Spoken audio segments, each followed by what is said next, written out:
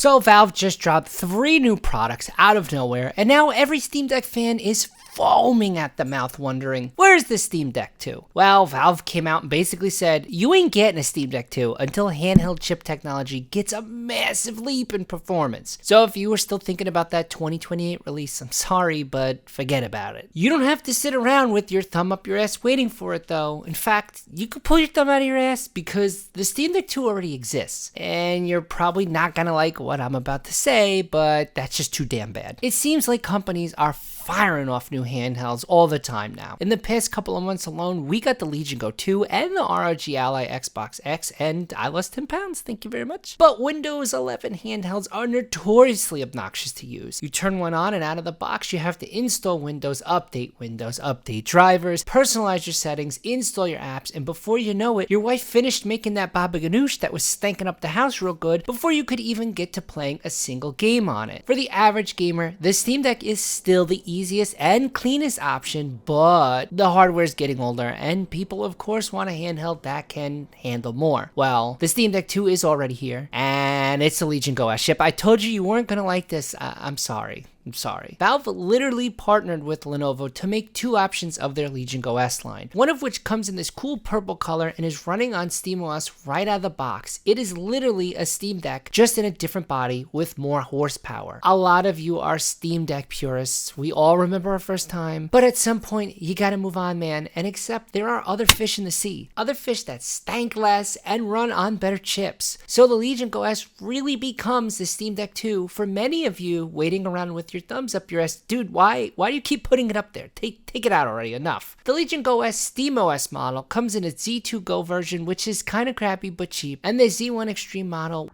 Hey, future Jerry here. As I'm editing this video, there is a actual Black Friday sale on right now for this Z1 Extreme SteamOS Legion Go S model for $649, down $250 for Black Friday. This is an incredible deal. Highly suggest it. I mean, watch the rest of the video, but I had to chime in here. Watch the rest of the video, but this is a must. This is a must. It might be $300 more than a 1TB OLED Steam Deck, but just hear me out for a second, will ya? Both versions have a gorgeous, throbbing 8-inch, 120Hz IPS touchscreen display, a form factor that honestly feels better in the hands than the Steam Deck, and the Z1 Extreme version comes loaded with 32 gigs of RAM. That's more RAM than the new Xbox Ally X handheld. The Z1 Extreme chip isn't brand new, but it still claps some cheeks hard, brother. You get higher frames per second, better performance in those heavy AAA games, and better multitasking. Plus, it comes with 1TB of storage and a micro SD slot, so you can load up that little guy and play the Resident Evil remake for GameCube while your wife is busy cooking up more baba ganoush. Damn, I love me some baba ganoush. You might have noticed I own the Windows version, the white Legion Go S, not the purple SteamOS model. I bought mine because I wanted to finally try out a Windows handheld, but for this video, I wanted SteamOS running on my device to show you how awesome it is, and of course, this was an absolute nightmare. Apparently, the official SteamOS installer cannot dual boot with Windows 11. This is what I read online. I'm sure one of you tech nerds will yell at me in the comments about it. I tried all morning to figure out how to install SteamOS without wiping my Windows because I still wanted to play Destiny 2 on the go, even if that game is in the shitter. Basically, I had to partition the SSD and split it between Windows and Bazzite. Bazzite, for those of you not in the know, is basically a free software you can install on Windows handhelds that will run a SteamOS clone. So of course, it didn't work for me because this wouldn't be a Jerry Me and Jr. video without something going wrong. Windows wouldn't let me shrink its partition because of unmovable system files in true Windows annoying fashion. I spent